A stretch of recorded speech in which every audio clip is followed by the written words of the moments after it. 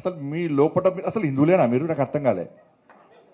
మీ లోపల హిందూ రక్తం ప్రవహిస్తుందా? ఇవాళ సర్క్యులర్ చూసినాను, ఇవాళ ఇజ్జ పోతే సర్క్యులర్ చూస్తే ఇవాళ ఇప్పుడే ఇచ్చింది, ఇప్పుడు సాయంత్రం ఇచ్చి సర్క్యులర్ ఇచ్చావు. ఏమి ఇచ్చింది తెలుసా సర్క్యులర్? రంజాన్ టైంలో అంటే సాయంత్రం 4 గంటల తర్వాత పోచట వాళ్ళు. నువ్వు రంజాన్కు 4 గంటల తర్వాత వాళ్ళకు ఉద్యోగాలు ఇచ్చిపెట్టి పోతా, మాకు ఏమి ఇబ్బంది లేదన్నా. కానీ నా అయ్యప్ప ఏం పాపం చేసిండు? అయ్యప్ప స్వాములు ఏం పాపం చేసిండన్నా? నా అయ్యప్ప ఏం పాపం చేసిండన్నా? మధ్యాహ్నం దీక్ష తీసుకొని అయ్యప్ప మాల తీసుకొని మధ్యాహ్నం ఆఫీస్కి పోతే టిఫిన్ బాక్స్లో పోయి తినరాదు, అప్పుడప్పుడు వంట వేసుకొని మడితో తినాల్సి వస్తుంది. అవునా కదా? ఇలా ఈ ఉద్యోగస్తులు, ఉపాధ్యాయులు, ప్రైవేట్ ఉద్యోగులు కూడా అయ్యప్ప దీక్ష తీసుకొని ఉద్యోగానికి పోతే మధ్యాహ్నం పోదామంటే ఎవరు ఎప్పుడు తనిఖీ చేస్తారో, ఎప్పుడు సస్పెండ్ చేస్తారో ఒక భయానక వాతావరణంలో ఉద్యోగస్తులు, అయ్యప్ప దీక్ష చేసుకున్న ఉద్యోగస్తులు భయపడే పరిస్థితి వాళ్ళ తెలంగాణ రాష్ట్రంలో ఉంది.